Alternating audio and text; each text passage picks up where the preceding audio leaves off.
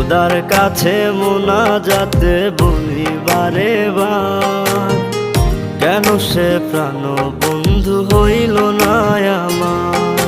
খোদার কাছে মোনাজাতে বলি বারে বার, কেন সে প্রাণ বন্ধু হইল না আমার।